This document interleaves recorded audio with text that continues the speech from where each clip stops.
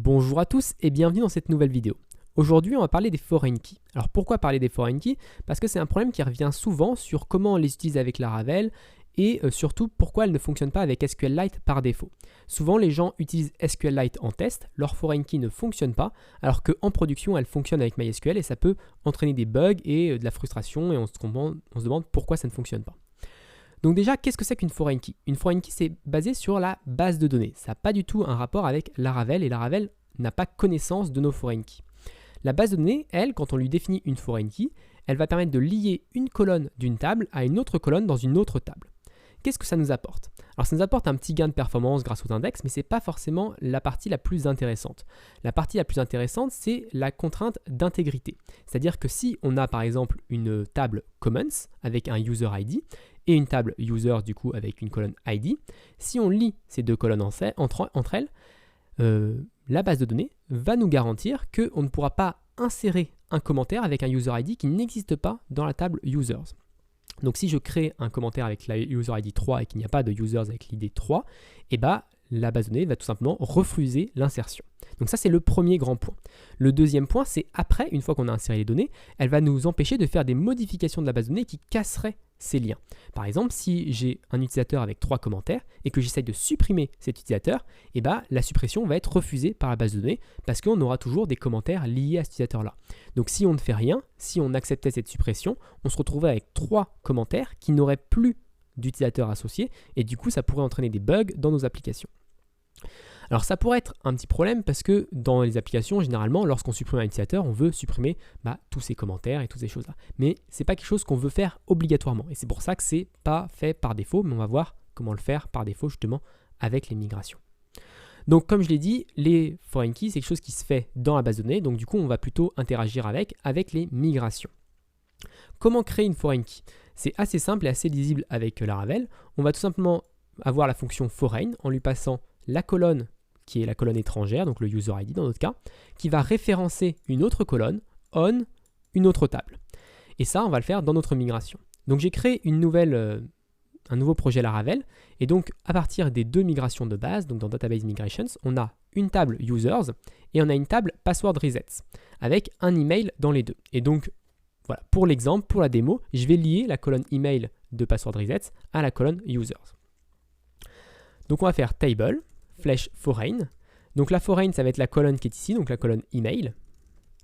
Ensuite, on va dire references email, parce que la colonne s'appelle également email dans user, c'est cette colonne-là. References email, on, et là, on va donner le nom de la table, donc on users. Donc ça, c'est le premier point, c'est définir notre foreign key. Ensuite, on va devoir créer notre base de données et migrer nos données. Donc je vais aller dans le point env. Je vais remplacer MySQL par SQLite parce que je veux également vous montrer comment faire fonctionner les choses avec SQLite. Donc si je reviens ici que je crée ma base de données SQLite, donc c'est juste la fonction touch en commande line Linux qui permet de créer un fichier vide, on va dire. Et ensuite, je vais faire php artisan migrate. Donc ça, c'est le premier point. Maintenant, si je veux créer un nouveau reset token, donc je vais faire php artisan tinker et je vais utiliser la façade DB pour être plus rapide parce qu'il n'y a pas de modèle pour la table password reset. Donc password resets, je vais faire un insert et dedans je vais mettre un email qui va être thibaut@formation-laravel.fr et je vais mettre également un token qui va être test. Donc là, j'insère dans la table password resets l'email Thibaut et le token test. Donc si j'active ça, on voit true, donc ça a fonctionné. Je peux utiliser la fonction get pour récupérer toutes les données de la table et vous montrer que ça a bien inséré dans la base de données. Par contre, si je fais un user :all, ici on voit qu'il n'y a aucun utilisateur dans la base de données, donc aucun utilisateur avec l'email thibaut@formation-laravel.fr, donc normalement ça aurait dû être refusé par la base de données. Alors pourquoi ça? Parce que par défaut avec SQLite, les foreign keys sont désactivés. Ça c'est quelque chose qu'il faut bien comprendre et qui est parfois un petit peu pas clair lorsqu'on fait des tests, etc. Comment activer les foreign keys? Heureusement, Laravel nous rend les choses très faciles grâce à une seule petite fonction qui s'appelle Enable Foreign Key Constraints. Donc cette fonction-là, de la façade schema, permet d'activer les foreign keys. Donc soit vous pouvez le faire seulement dans vos tests, donc dans la fonction setup, pour juste activer ça, ou alors vous pouvez le faire dans un provider plus global pour, voilà, si vous l'utilisez en production, voilà, De toute manière, ça ne fera rien pour MySQL parce qu'elles sont activées par défaut. Donc, vous n'avez pas besoin de vous occuper. Donc, je vais aller dans App Providers, dans App Service Providers, et ici dans ma fonction boot, je vais lancer la commande schema enable foreign key constraints. Je vais importer la façade, et maintenant, je vais réinitialiser ma base de données. Donc, je vais faire un PHP artisan migrate fresh pour recréer mes tables, même si je ne suis pas sûr que ce soit nécessaire pour activer les foreign keys.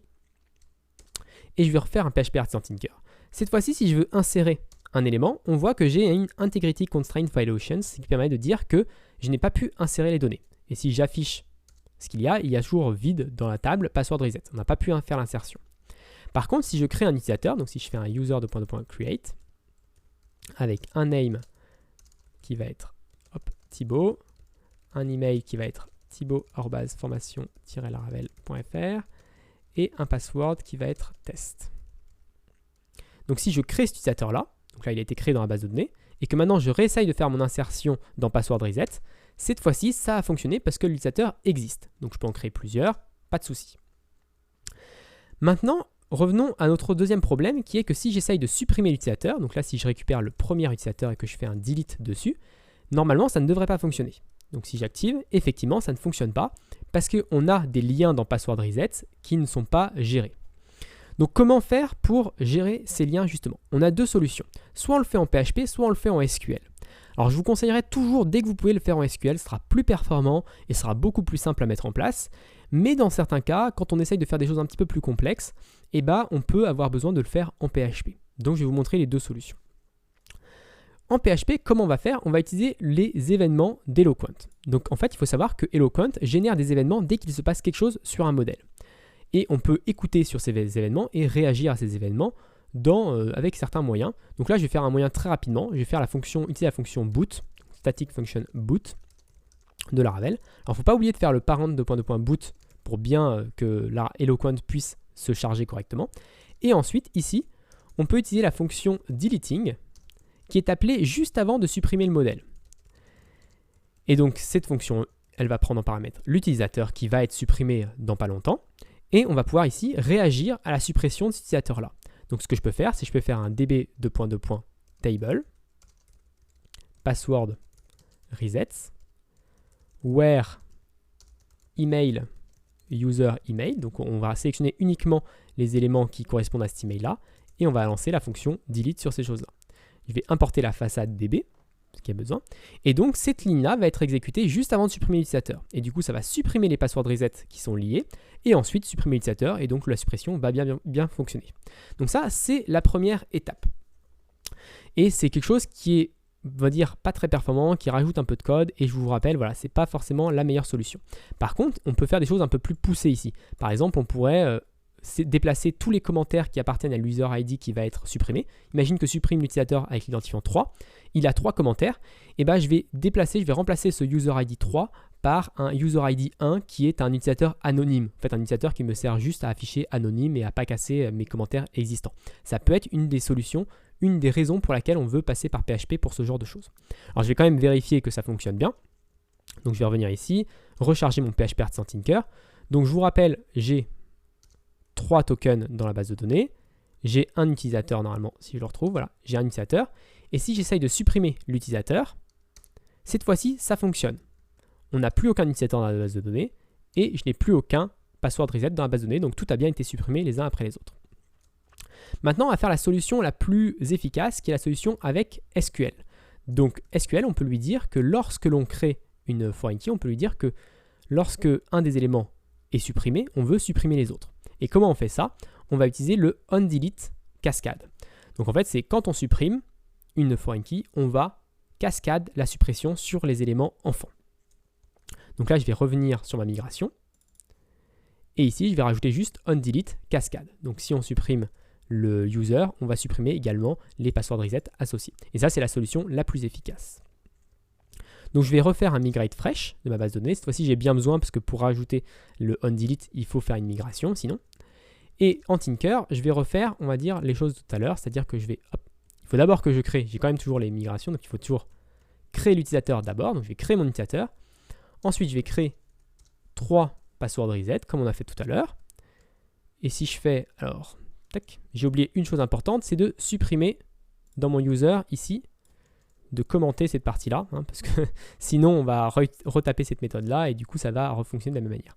Donc je recharge PHP Artisan Tinker après avoir fait la modification. Et je vais quand même vous montrer qu'on a bien 3 dans Password Reset et j'ai bien un utilisateur dans ma base de données.